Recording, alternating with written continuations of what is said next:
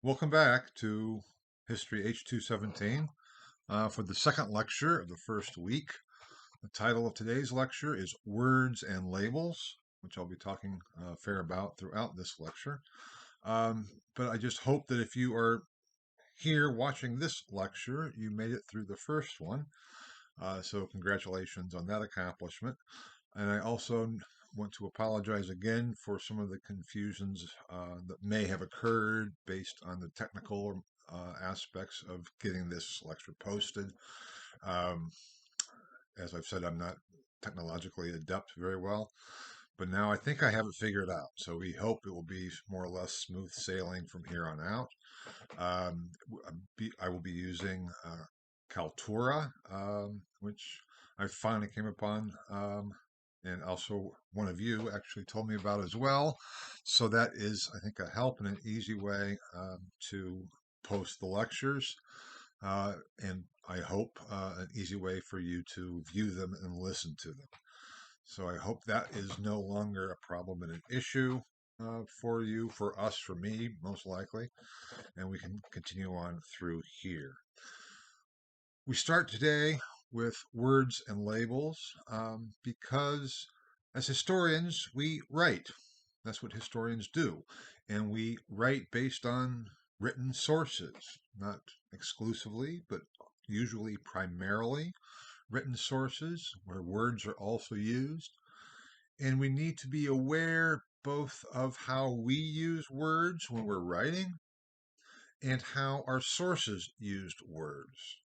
We often take language for granted, but language is a social, cultural construct and can reveal patterns of thought, um, meaning, and how we conceive of ourselves, both today and in the past.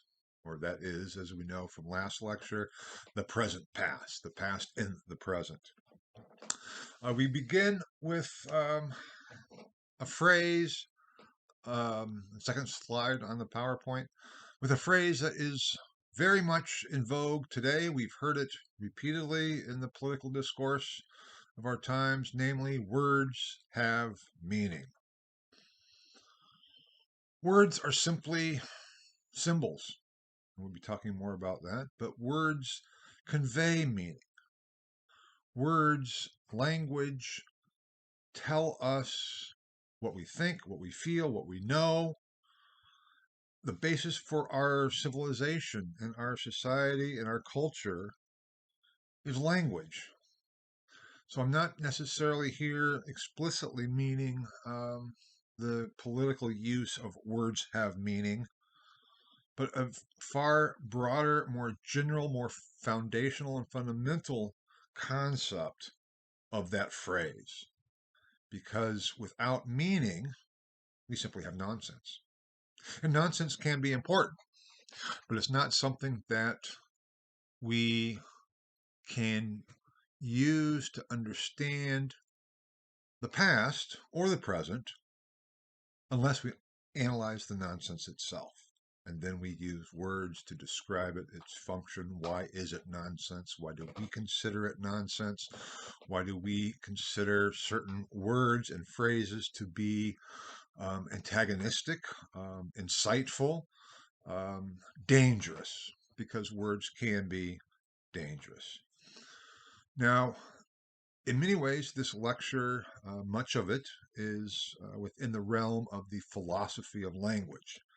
Um, Again, this is not to say that this is a philosophy course, but as I mentioned in the first lecture, our understandings, our concepts, our philosophy of what we are doing is important to help us realize what we are doing and how we are doing it, and why that is important to allow us to come to a more sophisticated, deeper level of understanding of the past and consequently of our present.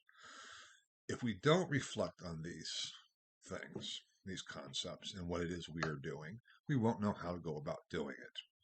It would be a bit like a surgeon going into a brain surgery, an operation, without thinking about what it is he or she is doing. and the purpose of it and what the effects are going to be of making that incision. And on we go. And that may be a rather banal analogy, but not completely inappropriate, I think, for what we were talking about. Because as historians, we deal with words and meaning and then labels, because labels are a particular type of words. The power of words, I perhaps don't need to elaborate on. And this is the second slide of the PowerPoint presentation, which is already posted, because I think we know that words have power. And up there too is another phrase, basically coming out of the American Revolution. Not necessarily saying that that is the original origins of it in any way, shape, or form, but that the power of words is something that we need to take into consideration. This goes actually all the way back to classical civilization. Cicero, in the transition from the Roman Republic to the Roman Empire, was definitely an opponent of Julius Caesar, spoke out wonderfully against him and forcefully against Caesar and the dangers that Caesar represented. Cicero was a poet. Not really, I shouldn't have said that. Cicero was a writer. He's known as one of the greatest authors of Latin prose, not poetry. That was my mistake. Um, in the Latin language. He was a lawyer, a statesman. He served as consul in Rome. He argued cases before the Senate. And indeed, in one case, he later claimed that he pulled the wool over the jury's eyes, the senator's eyes, and was able to get his client off when he actually knew he was guilty. I mean, this was Cicero as a lawyer that Johnny Cochran would have been proud of and probably emulated. For those of you who may not know Johnny Cochran, he was the lawyer for O.J. Simpson. And I probably don't need to say a whole lot more in terms of the power of words. It's something that is there whether they are um, spoken in some grandiose sense, like in a courtroom or a political rally, or even as we are simply trying to describe what it is we are observing in the sources that we are reading and analyzing to try to understand something about the past. And when we use words to write about that, we need to be aware of what words we are using and how we are using them. The power of the pen, that is also this phrase of the revolution and using the power of the pen for signing the Declaration of Independence, for writing the pamphlets leading up to the revolution. The pen is more powerful than the sword. In so many ways, we have that little saying, at least I did in my generation growing up: sticks and stones may break my bones, but words will never hurt me, which is one of the biggest crocs that perhaps have ever been imposed on children in this country, because words can do far more damage than can sticks and stones. Bones will heal. They may break, they may hurt when they break, but they can heal. Words have the ability to affect our souls and very being, whatever that might mean. And you may say, yes, but that has nothing to do with what we do when we're writing history or reading history. And I would say, no, actually, it has everything to do with what we are writing and what we are reading, because words are complex. Words have power positively and negatively, and we need to be aware of how we are using words, just as we need to analyze the words that our sources have used. The reason, I think, or one of the reasons words have power, is because words have meaning. Words convey meaning, everything from what we want to communicate and get across to very everyday, banal situations. If I'm sitting at a table, I may say, please pass the salt. We all know what that means. But just think of what is behind that statement and what is necessary for someone else to understand what we are saying and then to act on it. There's a philosopher, Stephen Schiffers, who wrote a book, Meaning, and tried to analytically come up with the formula for meaning and how is meaning created based on a formula.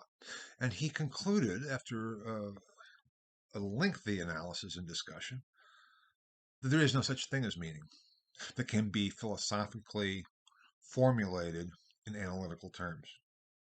And yet there is. And he used that example of please pass the salt. So if you were a Martian, speaking Martian, you know, assuming that there are such things, you would have no understanding. So if you're sitting at a counter with someone, let's say in a diner, and if they still have such things anymore, and you say, please pass the salt, a Martian would not have any understanding what that meant. Please, okay, pass the salt. It can mean a variety of things depending on what the words signify or what they mean.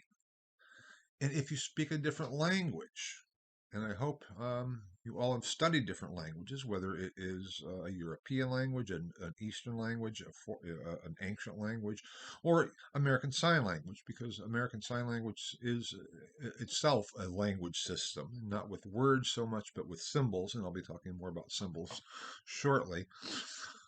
If you don't understand the language, you're not going to understand what to do.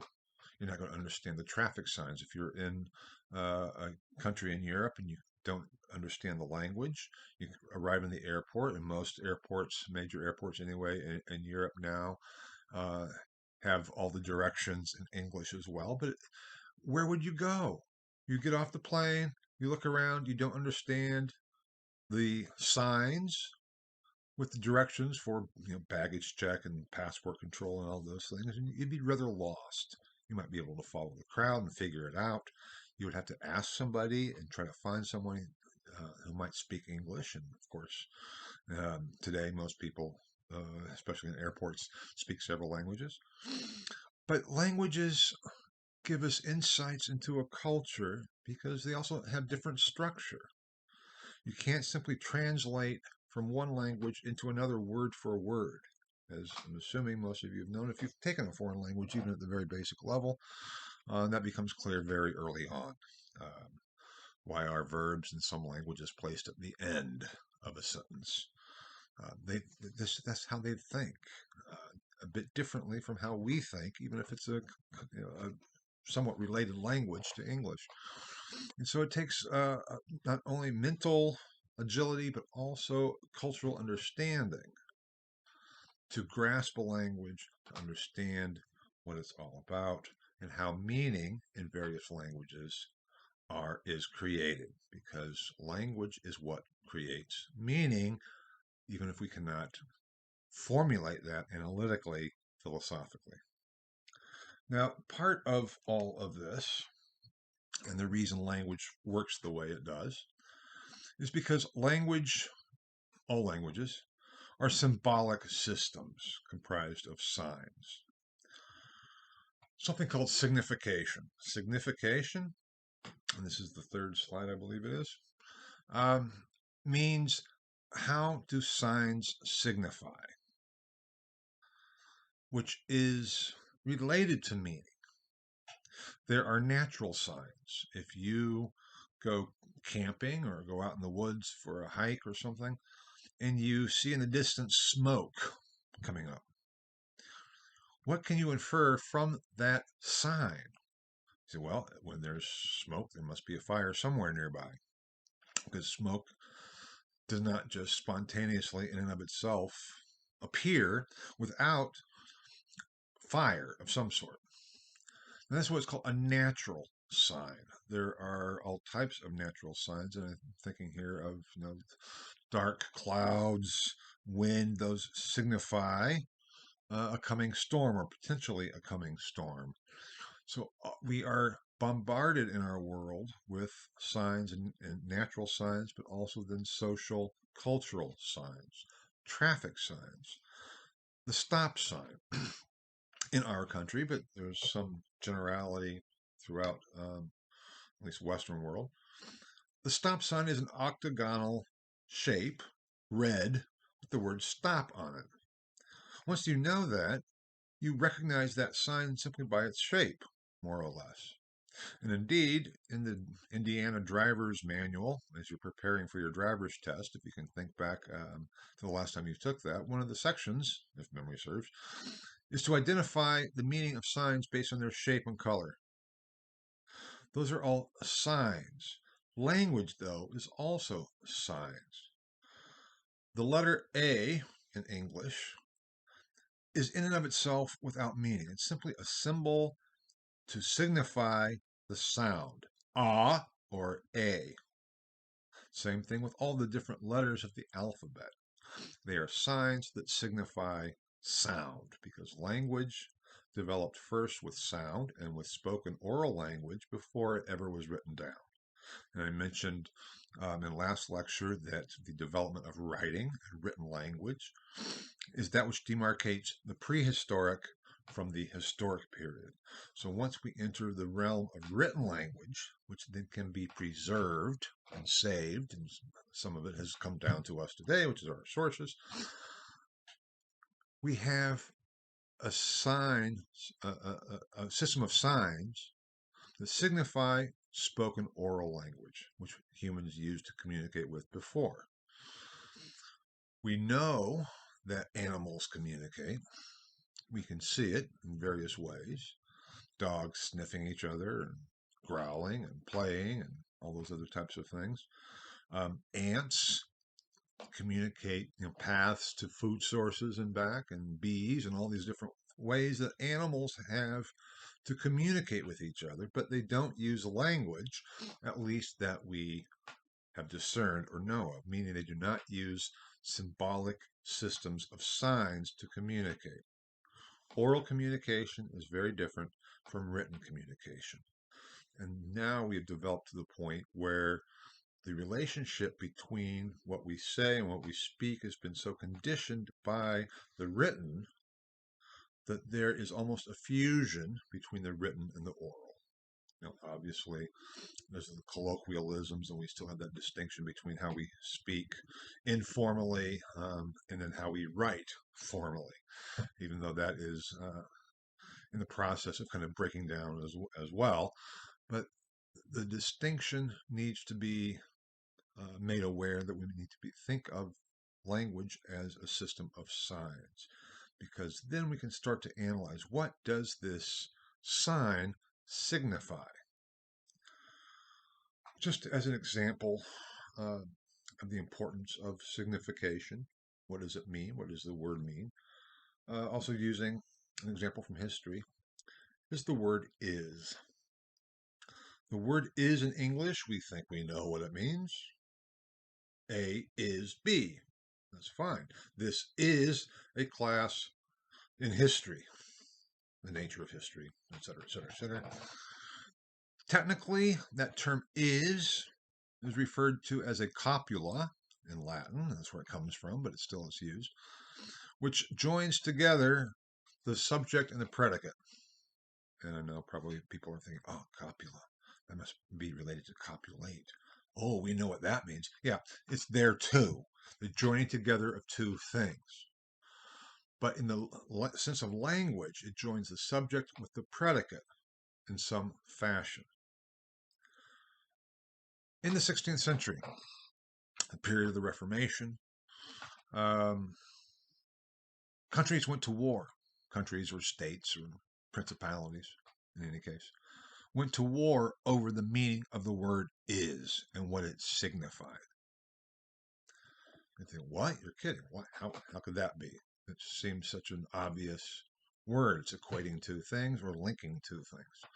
Well, in the phrase, this is my body, the words of institution in the Christian Mass, hoc est corpus meum in Latin, is very problematic.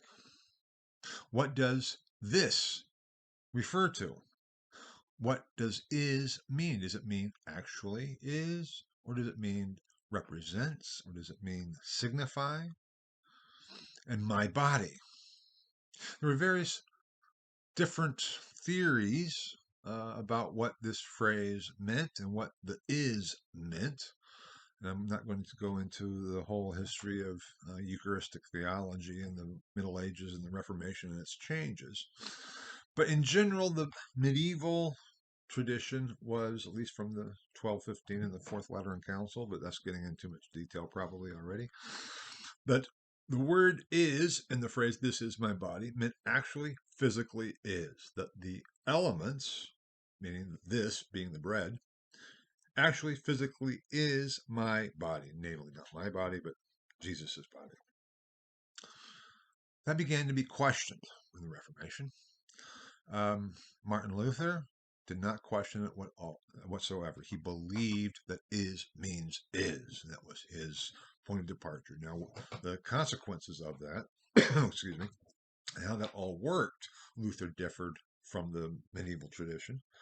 But in terms of the meaning of is, he said, this means my body. When my Savior says, this is my body, he means it's physically his body. He says, I gnaw on the flesh of my Redeemer. Ulrich Zwingli, a Swiss theologian, contemporary of Luther, and they had a big discussion about this, a colloquy of Marburg in 1529, said, Martin, no, it doesn't mean physically, literally is. Is means signifies or represents or symbolizes or stands for. And Martin says, absolutely not. It means it's the same thing. That led to the Swiss, because Zwingli was Swiss, not joining together with the German Protestant princes in standing up over against the emperor, who was supporting the medieval Catholic position. So we have then, instead of a unified front against the emperor, we have a split front. Now, they later came back together, and there was many things they did agree upon, but they could not agree on the meaning of the words is, and that led to civil war within the empire. That's the importance of language, or just one illustration of it is, even with such a little word as is. If we took that word is, and so let's write a history of the word is, we would find that that word, in its particular context, can reveal an entire world of meaning and understanding. It can almost reveal an entire culture in terms of how it is used, what it is used for, and what the various significations of that single word can be and how they're understood. Because if I think that you are saying one thing and taking is based on one definition, but you are actually using it in a different way, we're not going to understand each other. And we won't have communication, and we will not know what people are meaning. Now, this brings me to the point of the signification in history. Just using this example of is, and talking about the different meanings or uses of the signification of these signs, I think helps see that, my gosh, if I don't know how my sources are using their words and what they are signifying, I'm not going to understand what it's all about. I'm not going to understand their meaning, even if I think I do, based on what I think those symbols are signifying. It becomes very problematic. We could take a source, any source you might want. Let's just think, let's take the the Declaration of Independence. What do those words mean? How do we interpret that document based on those words? It's difficult. All men are created equal. Self-evident. Is that so? What does men mean? Did it, in the 18th century, for the framers of the Declaration and then our Constitution, mean male human beings? Or did it mean human beings as such? Did it mean all human beings? It's a big debate. And if we bring our interpretation of that word to the text, we're not going to understand what the text is getting at. We are going to then be making the text into something different from what it originally was. Equal. What does equal mean? Exactly the same? Equal under the law? Are we equal? What does that mean? Equality. Do we have equality under the law in this country? Well, maybe theoretically, but do we practically? And is that even what is intended and meant? The word citizen is another one.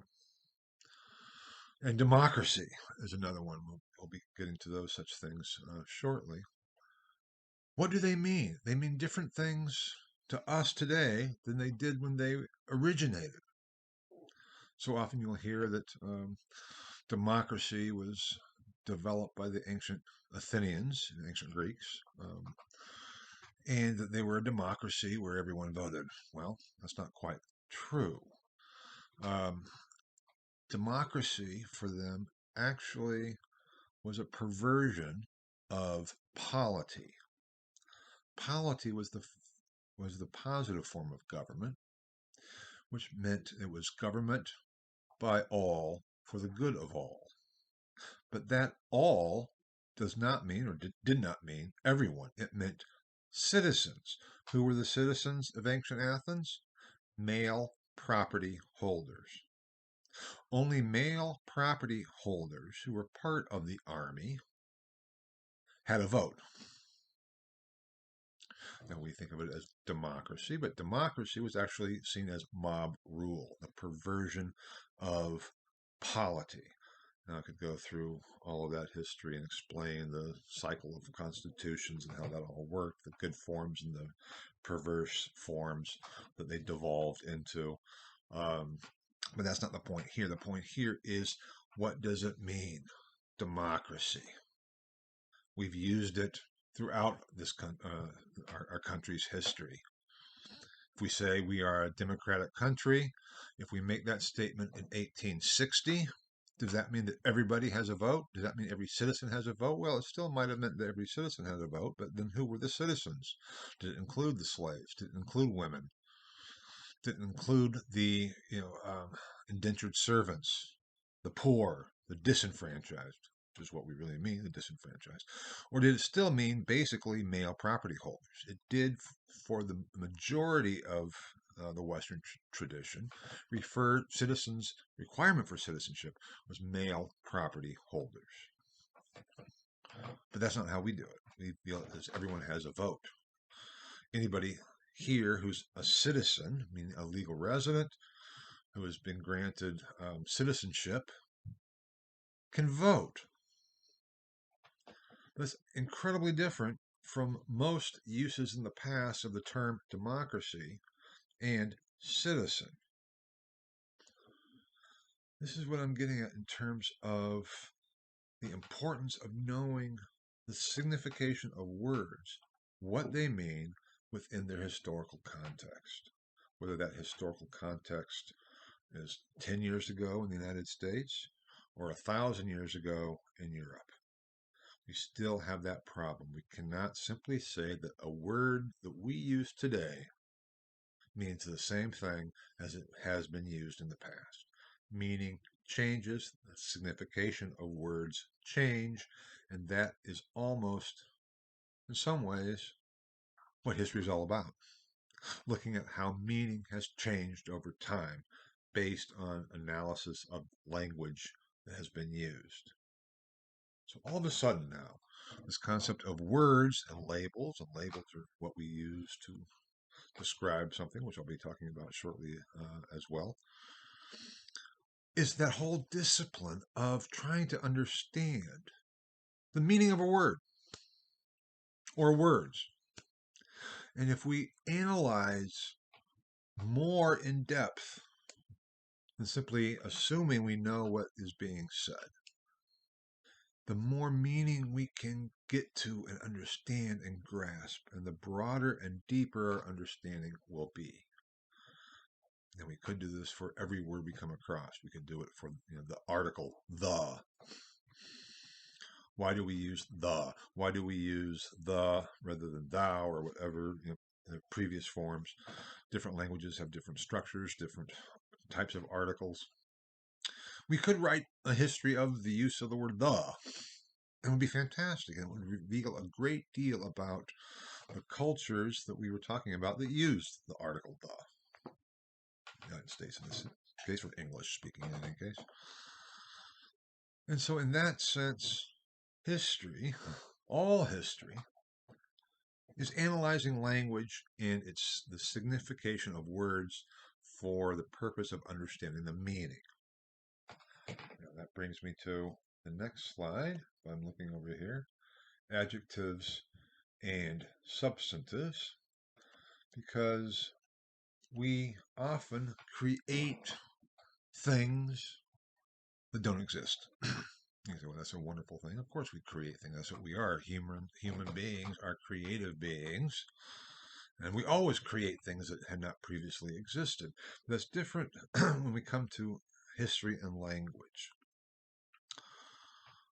Just an example from my own work, my own research focusing on the late medieval Augustinian tradition coming from the 4th and 5th century Bishop of Hippo, St. Augustine, one of the major influences in the development of the Western religious, theological, intellectual traditions.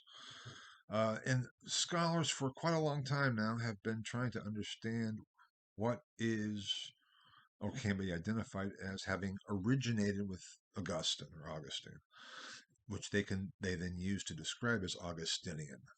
So they'll look at the writings of one scholar and say, oh, he's Augustinian, compared to someone else who is not Augustinian. And on what basis do they make that determination? In the 19th century, in Germany, 19th century Germans were fantastic in so many ways, but they also have given us a lot of problems to deal with that we're still dealing with, because scholars in Germany and historians, created a substantive from adjectives, isms. So rather than just simply having Augustinian, we now have Augustinianism or Augustinismus. Instead of capital, we have capital ism as a thing in itself. All these different isms that you can think of, Marxism, socialism, are all creations of language. There is no such thing as Augustinianism. It is a concept created by scholars as an overarching umbrella term to encompass a variety of descriptive adjectives that could be seen as Augustinian. Historians have to generalize. And the isms are all generalizations. You may have heard the phrase, every generalization is false, including this one. But think about it for a moment. Generalizations are abstract concepts, but we cannot find a thing that is that abstract concept. It represents our own understanding and how we construct meaning for ourselves. So Augustinianism doesn't necessarily as such signify anything other than the understanding and concepts of historians, theologians, philosophers who use that term, who use the ism. But then it becomes so common, we start taking it as a thing of itself. We move from the adjective, which is descriptive or is intended to be descriptive, to a substantive thing.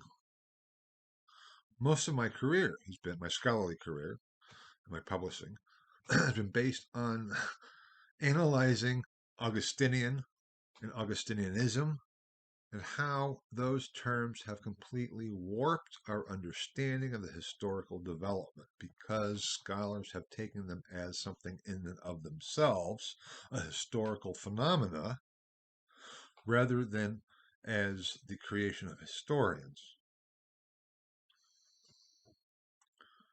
If we define Augustinianism as X, then we go to the sources and we see a source. We say, this is Augustinianism, therefore this is X. Or this is X, therefore this is Augustinianism. We warp our understanding. And that's where labels come in, because Augustinianism is a label. Adjectives are labels. If I went to say Thomas Aquinas was an Augustinian, or was Augustinian, two different things, what does that mean? What does that signify? And is that actually valid to so describe Thomas Aquinas? You say, no, Thomas Aquinas was actually a Dominican friar, not an Augustinian. So, well, that's true, of course, but if we look at some of his writings, some of his theological positions seem to be closely related to what we find in the works of Augustine of Hippo. And indeed, Thomas was reading Augustine and using him and citing him as an authority. So therefore, Thomas was Augustinian.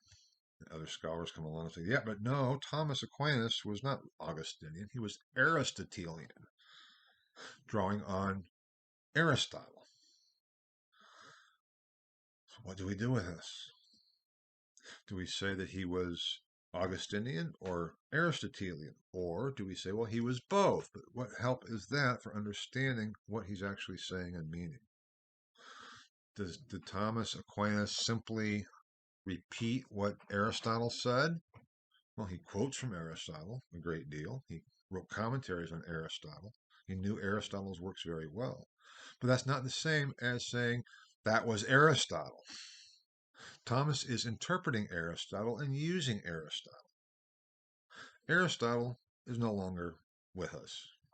So we can't appeal to Aristotle saying, okay, Aristotle, is Thomas Aristotelian? Is this what you're saying? If we could, maybe it would be really nice, because Aristotle would come out and say, well, Thomas, you kind of got me not quite right there. It's not really what I was getting at in meaning. So you really shouldn't be called Aristotelian. And the same thing with Augustine, or Augustine is a footnote. I say Augustine or Augustine interchangeably. Basically, I have a theory behind it, or a principle behind it, when I use Augustine and when I use Augustine, but I don't even follow my own principle, so don't worry about it. Just, I don't want you to be confused if I say Augustine and then next sentence I say Augustine. There's, for this purpose, talking about the same person. Now, it is a major problem with this Augustinianism, because for, again, over a century, going back to the late 19th century and the early 20th century, scholars have identified Martin Luther as an Augustinian and as exhibiting an Augustinianism that was directly related to the development of his new theology, which was related to the development of the Reformation, the break from the medieval tradition and the beginnings of modernity. All of a sudden you can say, oh my gosh, this is getting to be quite huge. Yes, it is. That's why I've spent most of my scholarly endeavor on debunking, or another term I'll use later, deconstructing these previous constructs of conceptions of scholars who have used these terms and created these substantives to describe and categorize what they see in the sources that then have become things in and of themselves. Scholars have then started debating, what is Augustinianism? What does it refer to? What does it mean? As if it is something that can be found and placed on an examining table and dissected. That does not happen. A text, a manuscript, a published book, whatever, we can dissect just as we can dissect a frog, a cat, a dog, or anything else to understand what it's made out of. We cannot do that with these concepts. And these concepts then affect our understanding. One major example of this is how historians deal with periodization in history. The Middle Ages, what were they? When did they start? When did they end? Modern Europe, when did it start? When did it end? How do we describe it? Just as an example. What's the difference between early modern Europe and modern Europe? What's the difference between um, pre-Civil War U.S. or colonial U.S. and the U.S. right now? How do we categorize and describe development within the profession of historians, and then which has been trickled down, so to speak, to um, through the educational system to high schools and even elementary schools.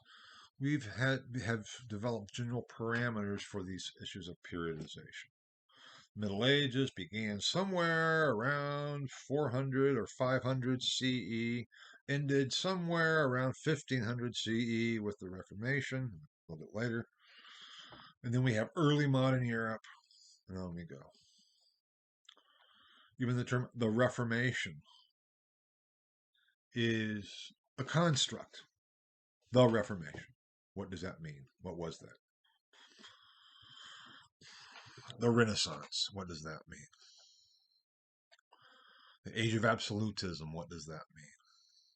These are categories, concepts that historians have used to describe a series of phenomena that they have observed, and then try to describe and communicate the meaning that they have seen therein. Now, one of my books is Luther and the Reformation of the Later Middle Ages. And by that, I mean there was a Reformation ongoing from approximately 1300 to at least 1530 or later. The Renaissance has always been seen as the later 14th, 15th, and 16th centuries, starting off in Italy, then moving north of the Alps, northern Renaissance and things. And yet, already back in 1926, an American medievalist, Charles Homer Haskins, published a book that was very controversial at the time. It was called the Renaissance of the 12th Century,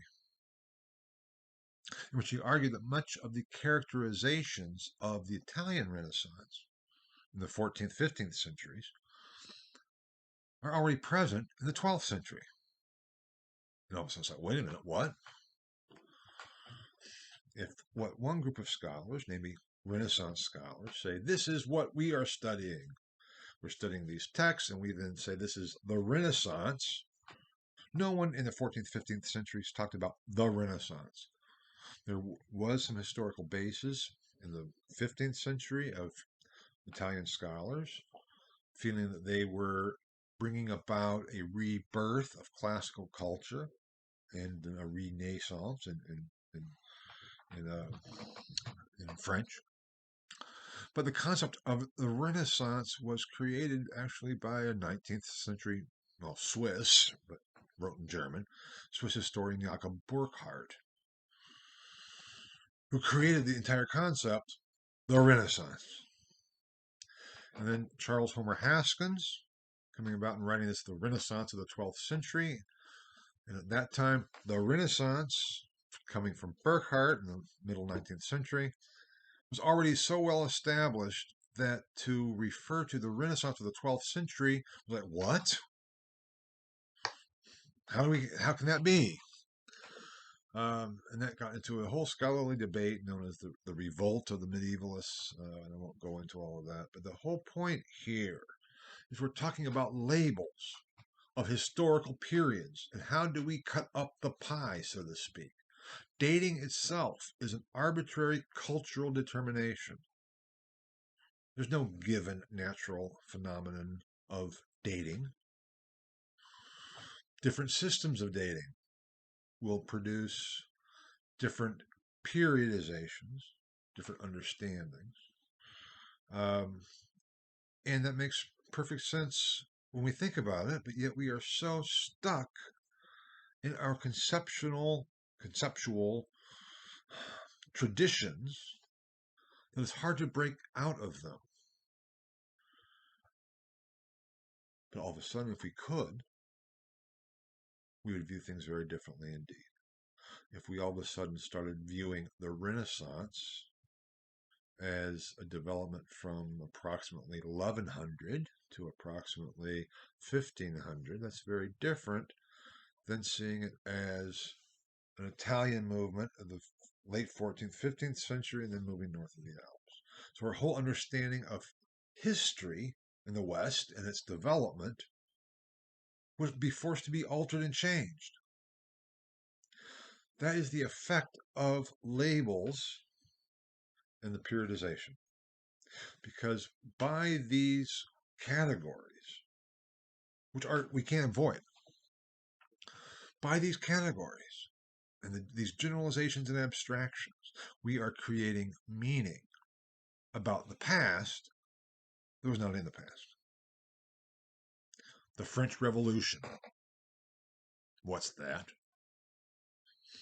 It is a construct. There's no such thing as the French Revolution. It refers to a series of events, occurrences, uprisings, and so in France in the later 18th century. But when did it start? When did it end? What impact did it have? And we start talking about this thing, the French Revolution, when that thing did not exist. It's an umbrella term, a category to describe the whole series of complex developments and historical change. We need to think about this. As I said, we cannot avoid categories. We cannot escape categories. We cannot escape generalizations. As historians and scholars, as citizens, just think about the categories that are used. Liberal, conservative. What do they mean? What do they signify? What do they stand for? Is there any reality behind those terms, those labels? Are the Democrats socialists?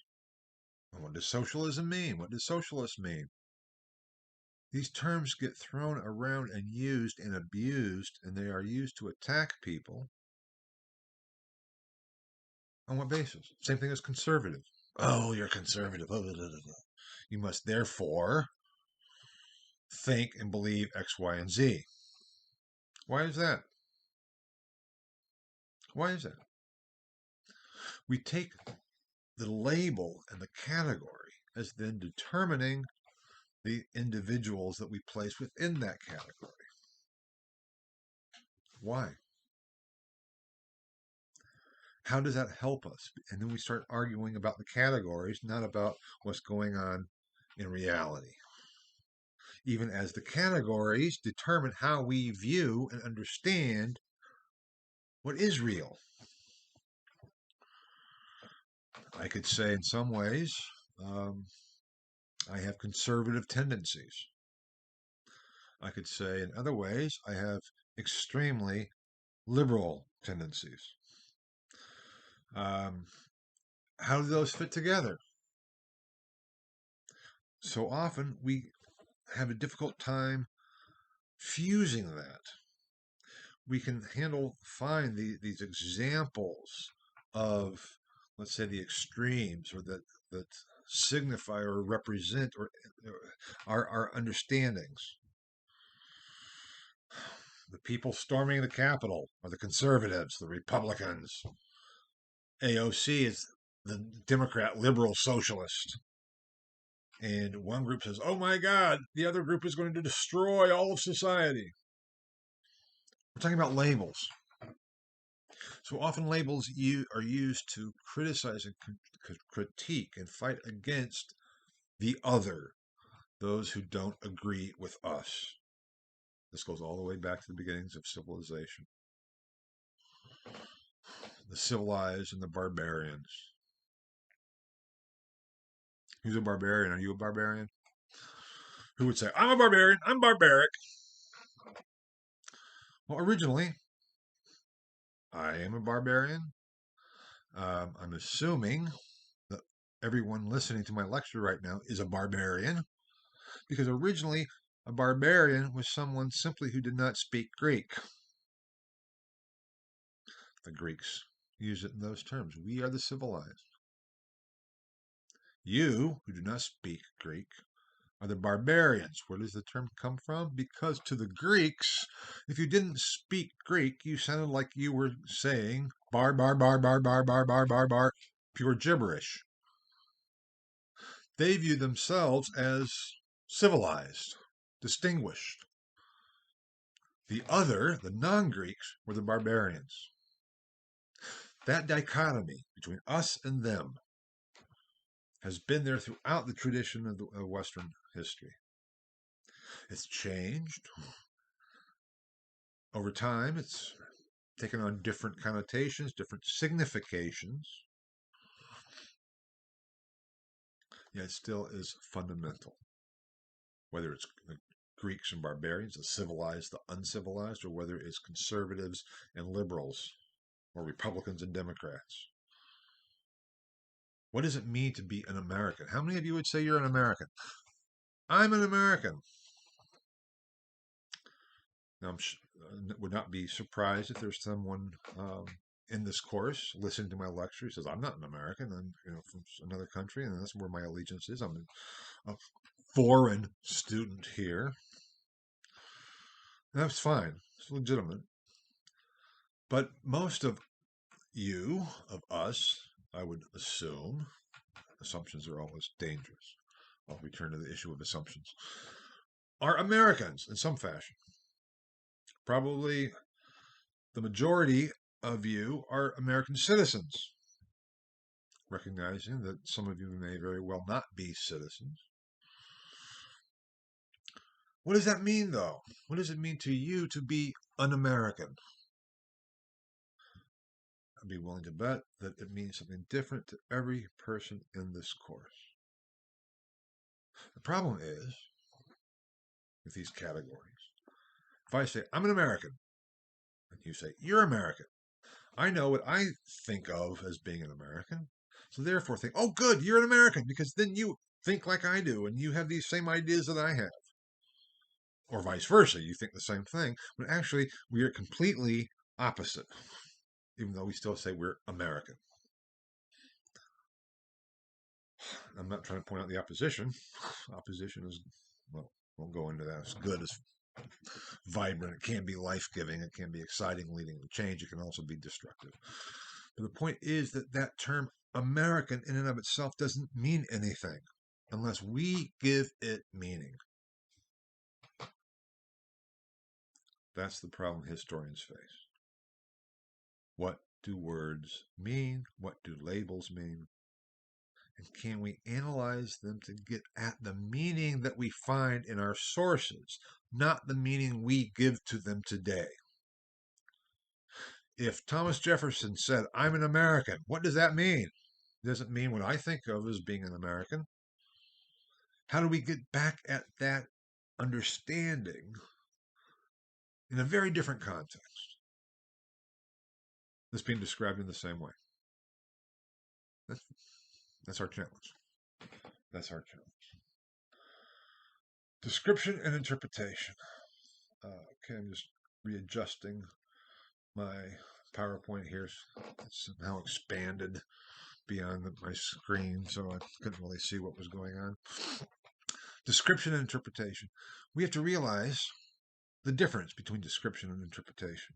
That's point one, I would say. And we have to realize that we are always interpreting. I'll come back to that point a little bit later.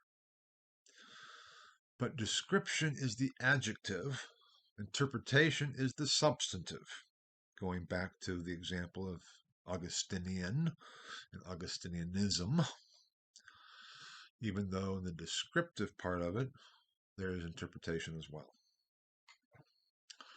The anthropologist Clifford Geertz, in some ways I would love to assign his writings to you, um, was a cultural anthropologist, became very influential in anthropology and sociology and history. And he has a great essay in which he talks about what he called thick description. And it gives the example of an anthropologist going to an indigenous tribe, and I forgot exactly where this was. I know he wrote a lot about Bali, so it may have been in Bali, and trying to discern the difference between a wink and simply a what is that? A tick. Sorry, I couldn't think of the word tick. I had to go look in the PowerPoint because a wink has meaning. It is a sign. If I'm sitting here and I look at you and that means something. But if simply I have a problem with my eye, that means something, but it maybe means I have something in my eye, or there's something wrong in my head that gives me that twitch um, or tick in my eye that makes me blink when I don't really mean to blink. But if I am blinking or winking, what's the difference? If I wink, it mean all kinds of things. But a tick is something else. And what Geertz argued is you have to go down to as detailed level as possible to discern the difference between a wink and a tick. We don't even think about it because we know the difference. We can tell the difference. But when you're looking at a quote unquote foreign culture, i.e., a culture that is not yours, that you may not have grown up in, how do you discern between a wink and a tick? And to describe what you're observing is the first thing you need to do. What was going on if someone's eye closes and opens rapidly? And the thicker the description, meaning the more detailed and minute we can describe what it is we actually observe, is necessary to discerning, okay, based on this thick description, that was a wink.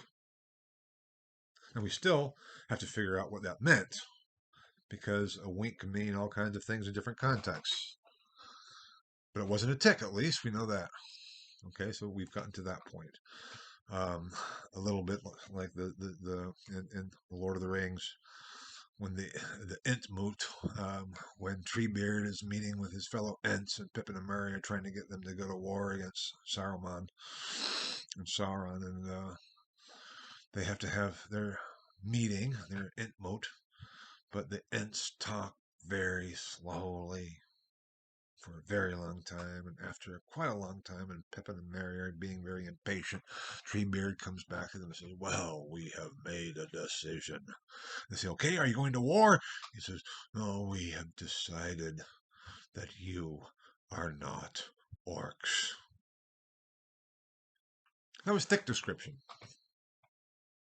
They just didn't take their word for it. They didn't just look at them and say, "Okay, yeah, you don't really look like orcs." Like, no, we have to talk about this. We have to think about it. We have to debate it. We have to come up with a thick description of what these two creatures are. And then finally, after that thick description, we can say, okay, they are not orcs. They're not a tick. They're a wink. But what then? Then what? And then the process went on. That's what we're getting at in terms of thick description.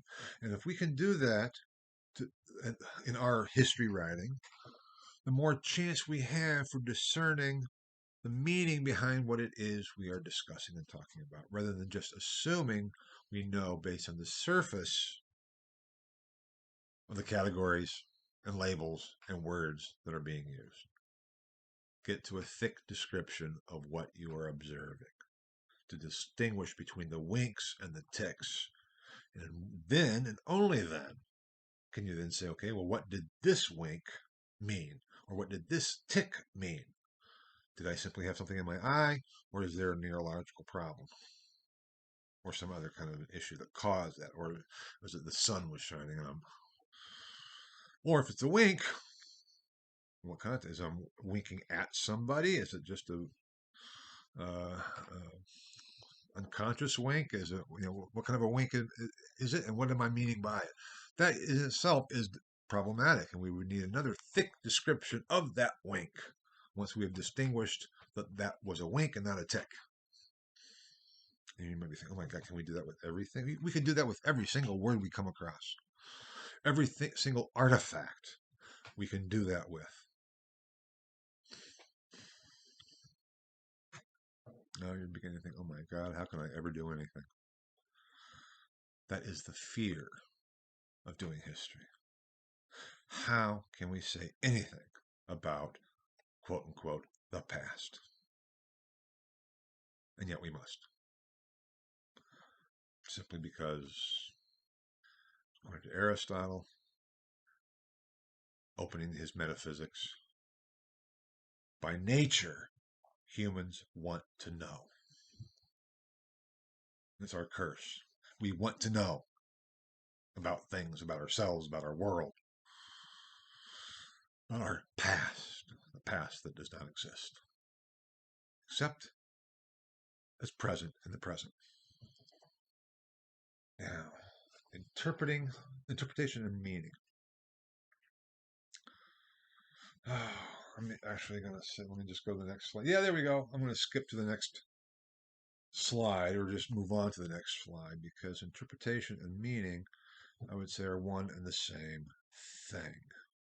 And to explain that, I would need to discuss hermeneutics and history because hermeneutics is the philosophical discipline of interpretation.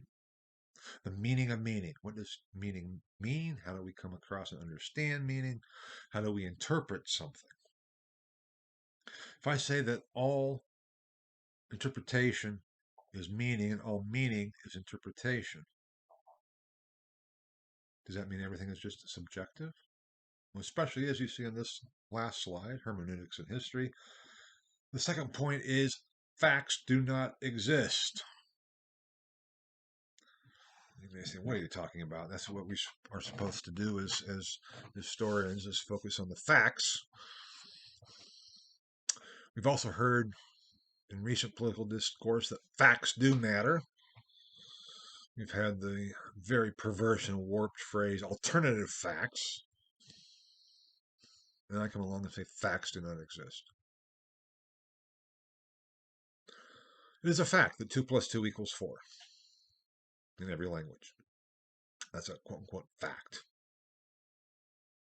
What else is a fact? It is a fact that I am talking right now to my own computer, to the camera on my computer. That is a quote unquote fact. What does it mean? It depends. On the surface, oh, Professor Sack is giving a lecture that he's then, hopefully, if he can figure out how to do it again, will be posting to his course, and that's what he's trying to do, and he's trying to teach. Okay, that's making a lot of assumptions. Maybe what's going on back here is I love listening to myself talk, and now I can even watch myself talk, and isn't that so cool? This is pure self-indulgence. Could be.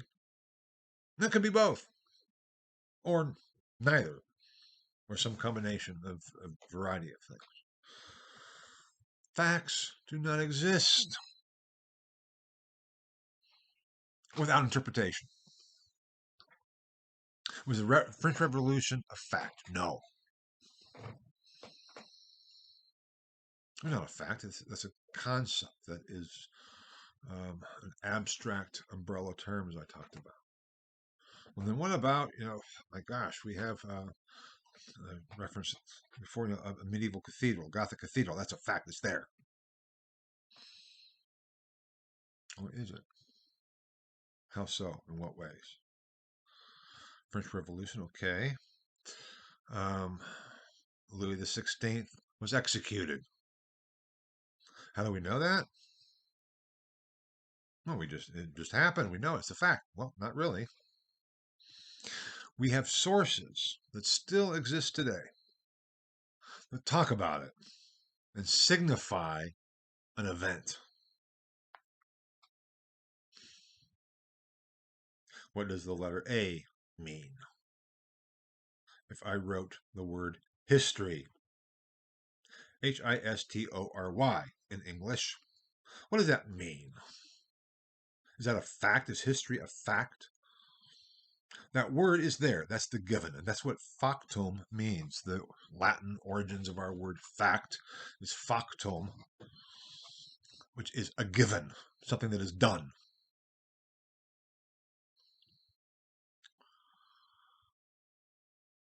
That doesn't mean it has meaning in and of itself. What that means is that there is some basis for interpretation.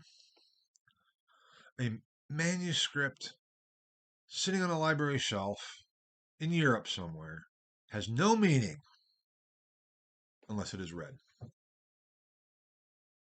When we read it, we bring meaning to it, as well as try to see what meaning is there that we are somehow getting out of it in the process of reading. Otherwise, a manuscript is simply marks on a page. We look at a manuscript and we look at these marks on this old page of parchment. Okay, that's Latin. Now, how do we know it's Latin? Well, there's a whole process, history of language, that we can then identify these marks as being Latin. And if we know Latin, then we can try to read what is being written there. But then it's like, well, what do all these different words mean? I know what the dictionary says, even ancient dictionaries, medieval dictionaries. But what really are they meaning and getting at? And what do they signify? Do they signify what was in the author's head? And how do we know that? How can we prove that? These are the types of problems that can be overwhelming. But if we don't ask them, we're simply going to make too many assumptions that we know what things mean when we actually have no understanding about what they mean. And we are going to then warp the understanding and the meaning in our own writing and as we go forward. It's not right. That's why we have to make this radical statement: there are no facts, and the past does not exist. Because only once we make those statements and deal with the quote unquote reality of those statements can we begin to see the complexities of doing history, and can we begin to then try to the extent possible to interpret our sources, to interpret the facts, that which is done, that's which is given, to find the meaning therein rather than the meaning we bring to it. Because we all do bring meaning to what we read, to what we see, to what we observe. But that is very different from allowing the meaning that we can discern in our sources to challenge our own meaning as we are reading them, in that very process of meaning. And that is the whole process, and how we go about doing that is the issue of hermeneutics. And writ large, that's the discipline of history itself. There are different ways of interpreting what it is that we observe, different theories about the relationship between sources and understanding and our knowledge, different theories about what it all means, different questions being asked, which allows us to see more. But that's what this is all about, is trying to understand meaning and coming to an understanding of meaning that we can discern in our sources, that we do not simply bring to it even as that is a process that we can't avoid, but we need to be aware of what we're bringing to our sources as much as what lay behind the sources that made those sources possible. I had a diagram. I should have put it up here. Like, here's a source.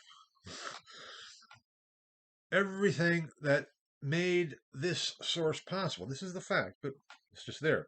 It's a fist. What does that mean? Who knows? Everything that led up to making this possible is one thing. We look at this, and we come from it over here, and we read into this,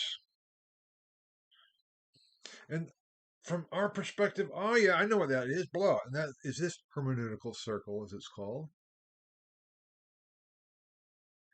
And if we only approach it on that basis, on our reading to the source and back to us, we're missing what the whole point is. Because the point is to recognize what it is that we are bringing to this. Why do we see this? And, oh, that's a fist. Maybe it's not. Okay, let's analyze it. Oh, all that we bring to our reading of it. But what we need to ask is, how was this even possible that it got there? What was, if this is a text, what was that circle that the creators of this brought to it, that it reflects and signifies? Because whatever source we're looking at does not signify, or did not signify, what we think it signifies to us today. We have to look at both sides of the hermeneutical circle, so to speak. You can't just look at one side. An interpretation, historical interpretation, looks at both. What is music? Beethoven's Ninth Symphony, one of my favorites. I know, not very original, but hey, I'm not ashamed to admit it. It's an amazing symphony. But what is it? It is markings on a page, ink on a page, meaning it's the score. If you know anything about music, it's the score, what Beethoven wrote. And then it has to be interpreted and performed for the gloriousness of that fact. The fact is not the performance. The fact is that manuscript, that score, whether it's published, it's no longer a manuscript, or it is a manuscript, but it's been published so many times. And then it's interpreted. And you can listen to several different performances of Beethoven's Ninth Symphony, and it can be different every time because of the different interpretation the conductors bring to it. That's history. The fact is simply the score. And unless it's played, it doesn't mean anything. It's just a score. But when it's played, it's glorious. Unless the symphony screws it up, or the conductor screws it up. And actually, I've heard one performance of it which was revolting. That's another issue. That's what we do with history, and that is what we're going to be doing in this class. Because your project is to discuss and interpret an artifact. That thing, whether it's a fist, well, I hope no one says, I'm going to take Professor Sachs' fist as my artifact. That might not work. But whether it is a physical object or a building, as we talked about last time, or a text, a book, that artifact does not have any meaning until we bring meaning to it. And what I hope that we will be able to see is precisely that both sides is there. What we bring to it, and then we have to question that by trying to discern what made that possible.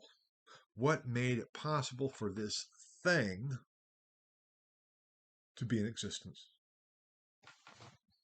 That's it. The words we use, the labels we use, affect our understanding. The words our sources use reveal the world behind the words.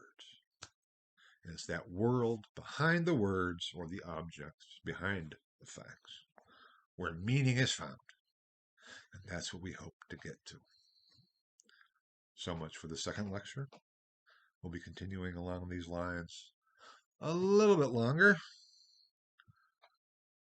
but pretty soon we'll be getting to the actual kind of rolling up our sleeves and getting into the nitty gritty of finding our artifacts, describing them, and going on from there. In other words, the process of actually doing history. But no history is done without the context of concepts and understanding and the philosophy, consciously or not, of what it's all about and how we find meaning in anything. Thank you very much, and I'll be back.